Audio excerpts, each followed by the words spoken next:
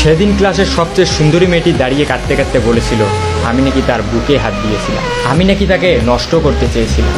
সেদিন সবাই আমার দিকে ঘৃণা নিয়ে তাকিয়েছিল। ক্লাসের প্রায় ৮০ জন ছাত্রছাত্রী সবাই আমাকে খারাপ ভেবেছিল। সবাই মেয়েটির কান্না ভেজা কণ্ঠ বিশ্বাস করেছিল। আমার সবচেয়ে কাছের বন্ধুটাও আমার থেকে দূরে চলে গিয়েছিল।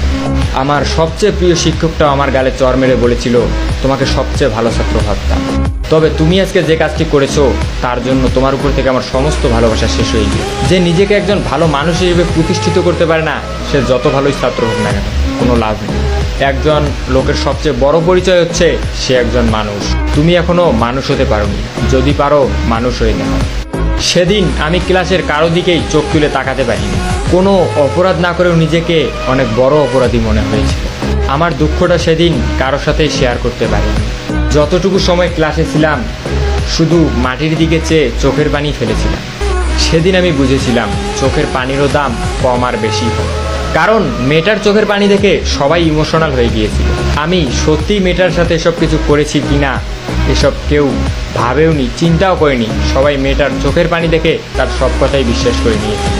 আমার চোখের পানি কাউকে আবেগই করতে পারিনি। আমার মতোই আমার চোখের পানিটাও কম দামি।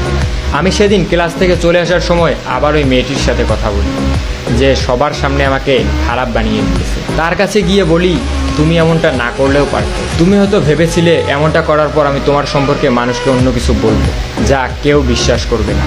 সবাই হয়তো ভাববে তোমার উপর প্রতিশোধ নেওয়ার জন্য তোমার নামে এসব মিথ্যা কথা বানায় বানায় বলতেছে। কিন্তু তুমি হয়তো জানো না তুমি এসব না করলে আমি তোমার সম্পর্কে কিছুই বলতাম। তবে ভয় পেও না, এখনও তোমার সম্পর্কে কাউকে কিছুই বলবো না। যে মানুষটা সবার সামনে আমাকে খারাপ বানিয়েছে আমি তাকে সবার সামনে খারাপ বানাতে চাই না। কলেজ থেকে বাসায় ফেরার পথে যখন দেখলাম সবাই আমার দিকে তাকিয়ে আছে, তখন আমার বুঝতে বেশি একটা অসুবিধা হলো না। আমার খবরটা হয়তো এলাকার সবাই জেনে গিয়েছে, তাই আমার দিকে এভাবে তাকিয়ে আছে। আর এসব খবর তো অলওয়েজ বাতাসের মাধ্যমে ছড়ায়, আমারটা হয়তো সেভাবেই ছড়িয়েছে। যখন বাসার সামনে গেলাম দেখি বাবার মা দরজার সামনে দাঁড়িয়ে আছে। এটা হচ্ছে আমার সৎ মা। দেখেই বুঝলাম হয়তো তারা কলেজের খবর জেনে গিয়েছে। তখন আমিও সেটা বুঝতে পেরে আমি বললাম বাবা আমি কিছু করিনি। তখন বলল তুই যদি সত্যিই কিছু না করিস তাহলে তোর সম্পর্কেই বললো কেন? তোর ক্লাসে তো আরও অনেক ছেলে ছিল, তাদের সম্পর্কে কই বললো? তোর সম্পর্কেই কেন বললো? তুই এসব করেছিস জন্যই তোর সম্পর্কে বলেছিস। একটা মেয়ে কখনো তার মান সম্মান নিয়ে মিথ্যা কথা বলবে? মিথ্যা তো তুই বলছিস আমাদের সাথে।